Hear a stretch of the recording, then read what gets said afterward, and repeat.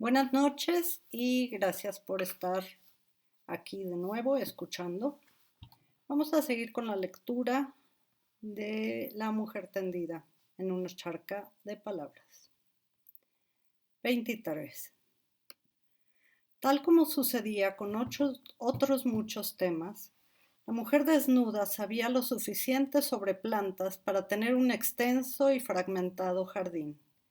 Entre macetas de todos tamaños, formatos y materiales, un cuidadoso invernadero vertido en contención entre distintos tonos de verde rescataba lo habitable entre la neutralidad cromática con que gustaba sosegar sus espacios.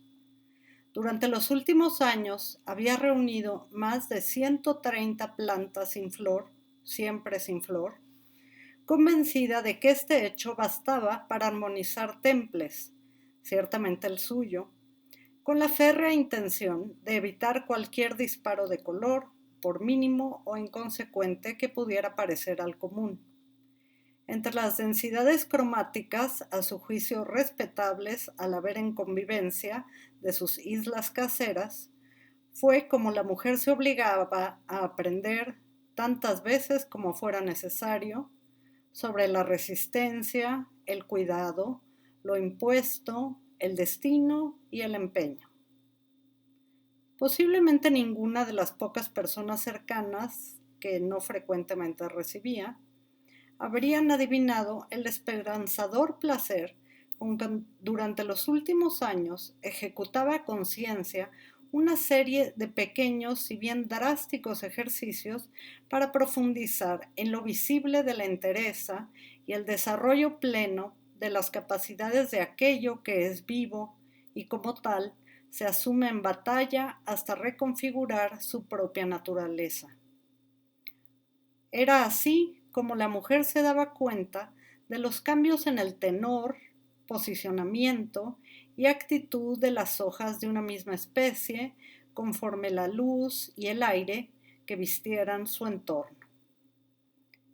Cada modificación fructuosa o desesperada, confesada por destierro desde las fibras de un delgadísimo tallo, le permitían confirmar una serie de relaciones entre lo invivible y lo tolerable. Supongo que buena parte de este despliegue, desplantado de pequeñas y singulares vitalidades, respondía a aquella insufrible frase con que se le había anunciado su condición. Gracias a la intervención podrá usted vivir con un dolor tolerable, como si algún dolor permanente pudiera ser tolerable.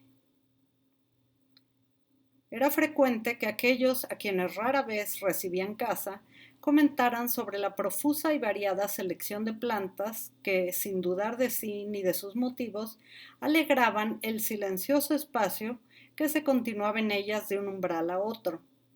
Y sin embargo, bien pudiera ser que entre ese centenar de macetas blancas, siempre blancas, no hubiera sino 6 o 7 variedades que la mujer cuidaba aun cuando abatida de cansancio, desesperanza o mera replicabilidad crónica, con una mezcla de evidente esmero disfrazando un extraño y remoto desinterés. De observar embelesado con un poco más de tiempo y detalle el invernadero de la mujer tendida, se iba lentamente desnudando. Hacía evidente los cambios de humor que una misma especie, aun incluso cuando venidas de un mismo tallo, se habían obligado a desarrollar de acuerdo al tamaño de la maceta, posicionamiento respecto a las fuentes de luz y ventilación, colindancia y cercanía con otro tipo y tamaño de plantas, etc. Se podría decir que de lograr desentrañar estos despliegues y configuraciones aparentemente involuntarias, se habría podido descifrar la parte más esencial de su pensamiento, motivaciones y actitudes desde que su vida se había confinado espacialmente por la crónica incidencia del dolor. Se podría pues descifrar sobre las plantas que la mujer decidía colocar hacia las esquinas y contornos de la gran terraza, que se habían vuelto en su mayoría majestuosos ejemplos de una innegable voluntad por existir, mostrándose apenas lo necesario o lo posible a la mirada y humores externos. Entre sus orgullosos cuerpos portaban, como ella, una íntima gama de deseos elegantemente entrelazados. Entre ellas, esa planta conocida como siempre viva, le recordaba dos aconteceres fundamentales. Por principio, y sin conciencia de elección, fue esta la primera planta que tuvo y mantuvo desde tiempo atrás, cuando el cuerpo aún no terminaba consigo. Por final, sería entre las raíces de una siempre viva, desmenuzada como polvo grisáceo, donde y cómo la mujer había destinado su entierro, llegado el día en que finalmente ese cuerpo doloso dejara de existir o la dejara existir. A veces, esa suerte de exámenes a los que sometía a una intricada familia de delicadas descendencias de un mismo origen y tan distintos pareceres al tiempo crecido, le ayudaba, o la obligaba incluso, a entender esa capacidad para desenvolverse, requeridas las circunstancias que, según su creer, tan naturalmente acontecían en la vida de muchos. Entre la densidad y grosor de las hojas, la mujer de la espalda quebrada aprendía de cierto saber vivido y a todas luces comprobable sobre los procesos de adaptabilidad de los que se puede ser capaz si se quiere seguir respirando.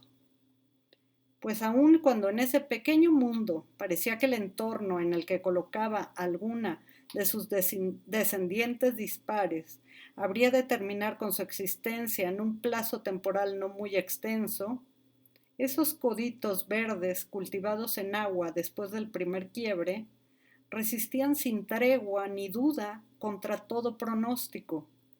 Desplantes prognóticos, los llamaba a sus adentros, mientras desplegaba una sonrisa implantada entre el orgullo y la envidia. Era como si, en silenciosa comprobación de sus exigencias, esos tallos hubieran conseguido reinventar recrudecidos la insistente, incluso terca, disposición vital. ¿De dónde venía esta certeza? Esa confiada afirmación por mantenerse siempre luchando sin armadura contra la falta de sol y de aire revuelto más allá de los linderos de sus impuestas condiciones. ¿Habitaba esa verde voluntad la respuesta que a ella eludía? ¿De dónde venía esa fortaleza, esa invencibilidad, aun si eventual y o contundentemente falible, aun si predispuesta de mortandad? Con el tiempo, quedó claro, entre los verdes susurros de vitalidad más o menos brillantes, rugosos, resistentes, domables o destemplados, que la mujer abrigaba con estético cuidado y acomodo, que si podía pasar la vida existiendo sin existir y en ello haciendo durar el más hospitalario de los dones que en todo cuerpo vivo reside. Eran esas ínfimas y universales batallas contra los huecos y las heridas, donde se hacía evidente cuán poco sabía realmente ese cuerpo fallido de la potencia que albergaba la vida sin ella, en ella, frente a sí, a su cuidado o a su descuido y responsabilidad. Parecería que, rescatando de sí una a una de sus verdes acompañantes, la mujer de la charca de palabras afirmaba sus propios motivos, los más íntimos, esos mínimos pero fundamentales logros cotidianos que casi nadie ve ni valora entre la cuenta de virtudes encomiables al temple existencialista que desmarca lo contemporáneo del tiempo destinado al cuidado, al albergue, a la afirmación renuente del vivir contra todo, entrenada, porque sí.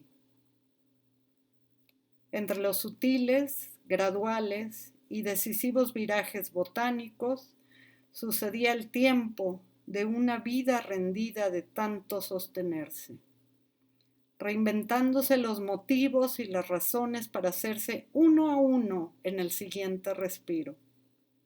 Esperar los brotes tiernos o recrudecidos, delicados o ásperos de tanta inexplicable urgencia por permanecer, afirmaciones obstinadas de una certeza más allá de cualquier pequeña o gran tragedia entre sus macetas, una mujer desnuda y quebrada reafirmaba la consistencia y condición desvergonzada de la vida a pesar de sí, deshaciéndose, haciéndose, cada mañana, ante el ejemplo reiterado y victorioso de esas raíces vivas a fuerza de terquedad, resistiendo el infatigable y desmotivado impulso que conseguía afirmar, inclusive y contra todo, la voluntad de su propia vida. Gracias y seguimos en el siguiente apartado del texto. Buenas noches.